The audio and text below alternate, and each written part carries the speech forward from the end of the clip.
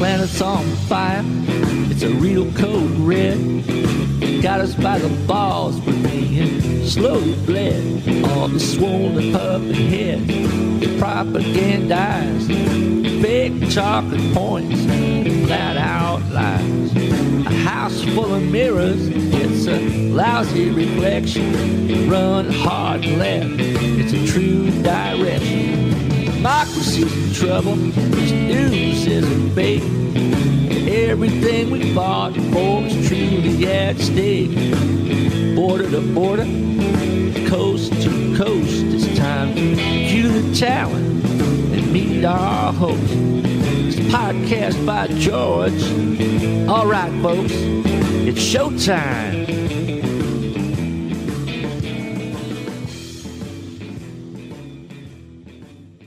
Hello, hi, how are you? Welcome on in to another podcast by George. Well, I'm happy to be able to get him back. It's Paul Jay's coming on the podcast by George live line. We're doing a recording here to get this straight, get it right. We had some technical difficulties on the internet in the previous show, but I'm sure this is going to be good, and you're going to like this because this guy's on top of it. He's all over it. He's an authority, and for folks that may not know, Paul Jay is a journalist and filmmaker. He's the founder and host of theAnalysis-news, a video and audio current affairs interview and commentary show and website. Paul's films have won numerous awards at major festivals around the world. He's the past chair of the Documentary Organization of Canada and was the founding chair of the Hot Docs Canadian International Documentary Festival. And of course, you know me, I'm a hockey guy, so I gotta love Canadians, folks. Jay was the co-creator and co-executive producer of Face Off and Counterspin up there, a nightly primetime debate program that ran for 10 years on CBC News World. And of course, he was the founder of the Real News Network based in Baltimore. I think that's where he spends most of his time now. And he's currently working on Toronto. Oh, you're in Toronto. Okay, great. He's currently working on a documentary series with Daniel Ellsberg based on Ellsberg's book, The Doomsday Machine. He's doing a documentary, a movie on a guy that I consider to be an American legend. I mean, a real hero in many ways, Daniel Ellsberg. And it's all about his work with something called the Doomsday Machine. And this is a long, laborious work in progress that Paul's involved in. And Paul, if you could, just update us on how the doc's going.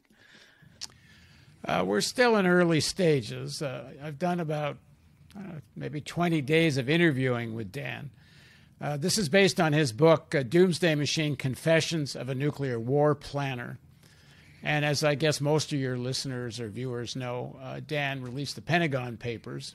Yes. But before he worked for the Pentagon in Vietnam, where he was helping develop the plans for the war in Vietnam and had access to all these secret papers that he released in order to help stop the war.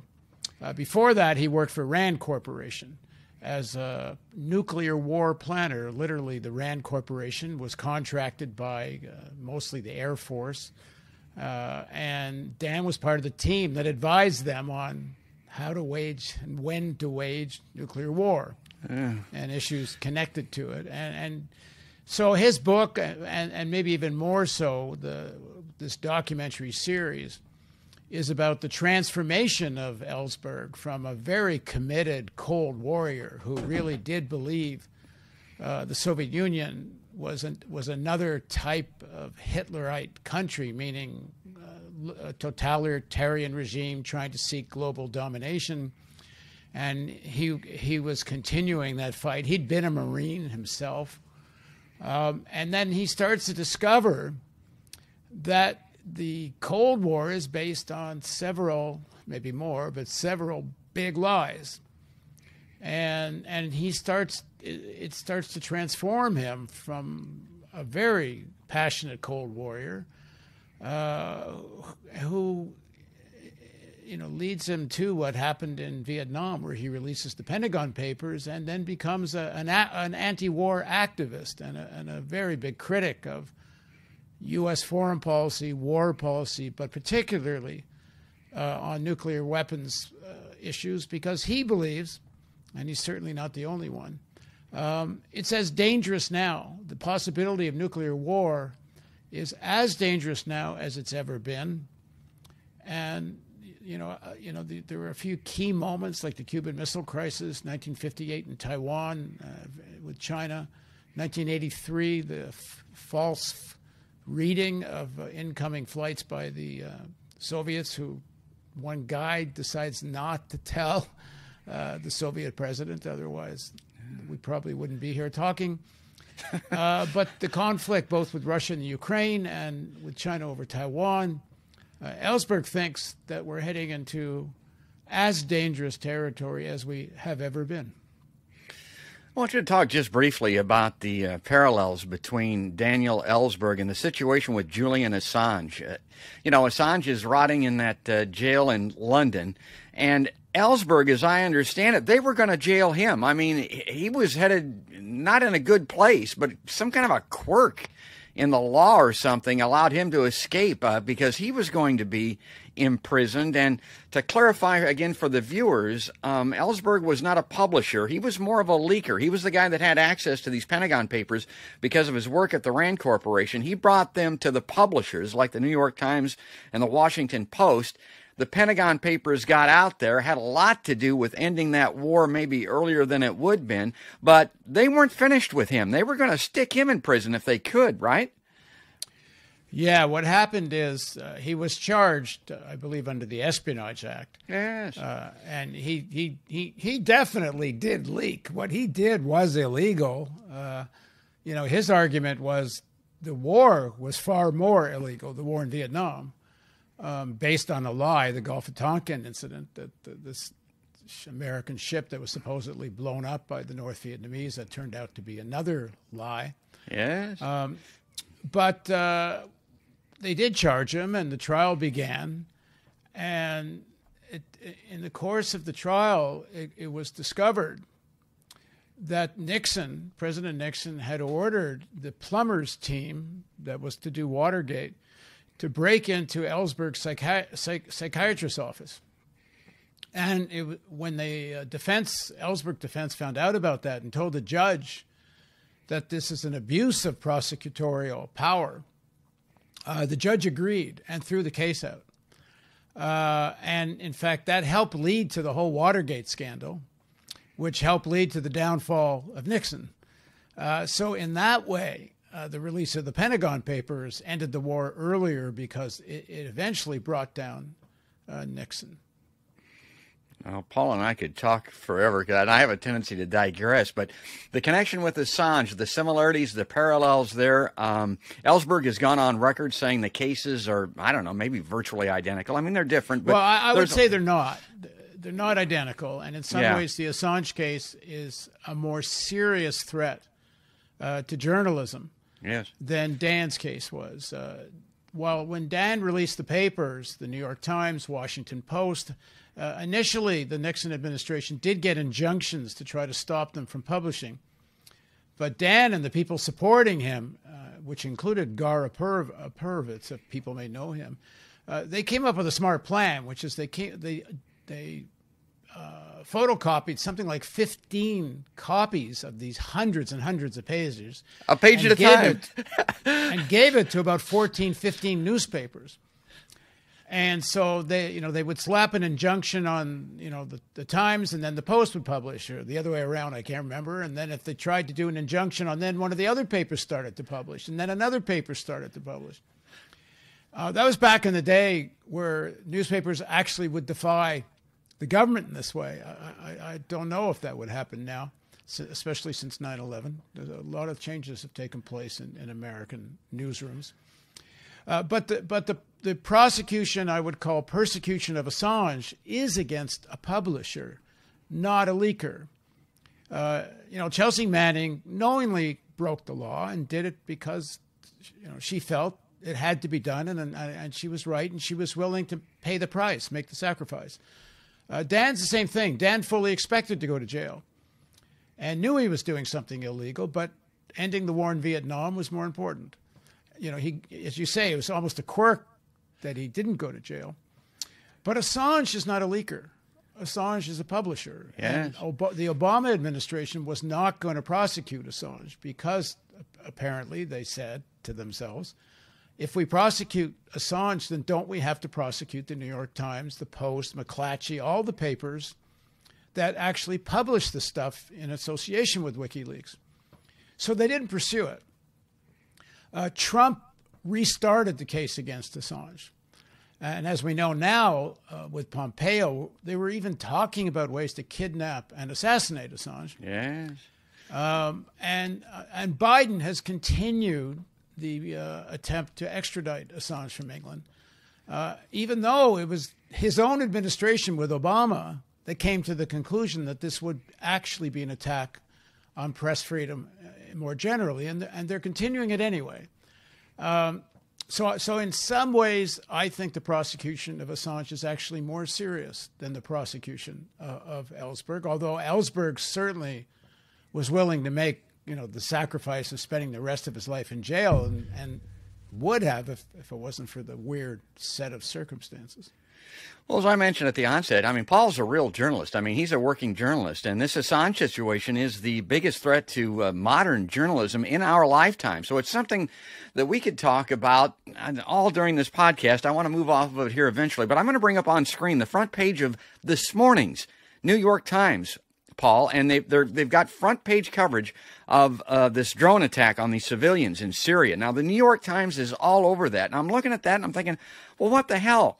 They want you to believe, and it's a big part of it, obviously, that the reason they're pursuing Assange is for releasing that drone attack, or not drone, a helicopter attack, that Apache helicopter attack in Baghdad that resulted in the deaths of civilians. And that makes me believe in this house of mirrors that we live in, Paul, that there's more to them chasing Assange than just that. I think it goes much deeper than that. Because how the hell can New York Times have this on their front page and Assange be sitting in a prison in London? Well, I'd answer a couple of ways. I think one, Assange didn't just release the footage of Chelsea Manning's footage of the helicopters killing the people in Iraq. I think a lot of this has to do as well, not that wasn't significant, all the Manning stuff, but also the release of the Hillary Clinton's emails, and they started the stuff that was getting out was starting to really threaten the deep state. And I use the word deep state. I know some people say it's a Trumpism. Yeah. It certainly isn't. It just means the professional state, which is deep. The professional state's deep. And there's a lot of different intelligence agencies that all operate at the same time. But what Assange did that's different what the Times is doing is that he got access through leakers to thousands and thousands of documents, whether it was Chelsea's or Hillary's emails. And it starts to expose the system of lying that permeates U.S. foreign policy. Mm-hmm. The American state, Gore Vidal called it and others have called it the national security state, which emerged after World War II. And this essentially gets established by Truman. And to a large extent, this is something Ellsberg says, to do with the nuclear war and the military-industrial complex. To a large extent, it's based on the need to juice up not just American power, but American military spending. And a lot of lies are necessary to juice up the spending. So, for example, when Kennedy ran in 1960, one of his big planks was that there's a missile gap between the Soviet Union and the United States. And the Stratcom, the American Air Force, was telling the world and telling Kennedy that the Soviet Union had 1,000 ICBMs and that they were, in all likelihood, preparing a first strike otherwise against the United States. Otherwise, why have 1,000 ICBMs when the United States at the time perhaps had maybe 40? Some say it could have been 200, but I think the number normally, it may have been only 40 or 50. And Kennedy and the Air Force and others, of course, in the companies that were going to manufacture all the ICBMs were screaming that there has to be this massive push to build ICBMs. Anyway, to make a long story short, Ellsberg's in the cafeteria at the Pentagon one day sitting with his friend who says, have you seen the new satellite pictures? They figured out how many ICBMs the Soviet Union has. And he said, how many? He says, you're not going to believe it. He says, it's not 1,000. It's 4. 4. The Air Force were counting grain silos and calling them missile silos. Like it was a total piece of bullshit.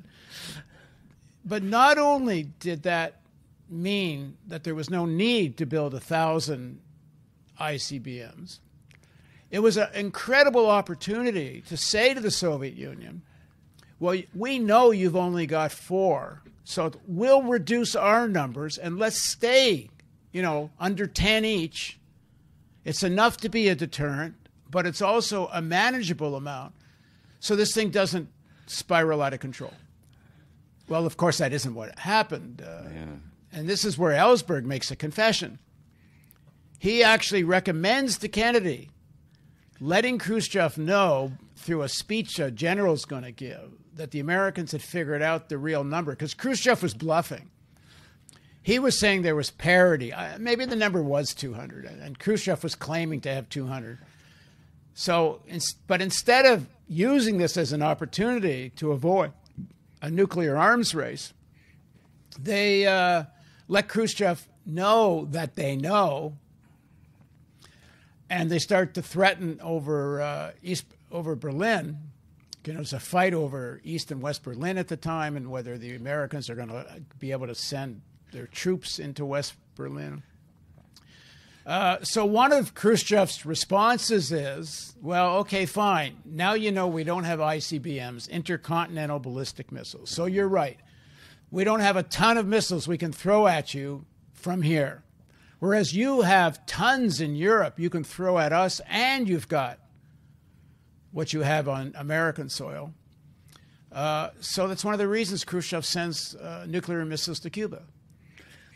Now, they're mostly they're defensive, but there's something. So the bottom line here is that this lie of the missile gap, it's just one of many, many lies that support this military-industrial complex, and the war policies go through the various wars, virtually every one, and, including most recently Iraq, which is an enormous lie about weapons of mass destruction. Well, what Julian was doing by creating a platform for leakers like Chelsea, a place that could really expose at the very heart of the national security state stuff that they didn't want exposed, at least not with their own documents this way. There's a big difference between, people who kind of know and say, and, they're insiders. But when you got the documents, it carries more weight. So what WikiLeaks was doing was a real threat to this whole systemic lying of the American national security state. So why are they going after him? When the logic was under the Obama administration, well, if we go after him, that means we have to go after the Times and the Post and whatever.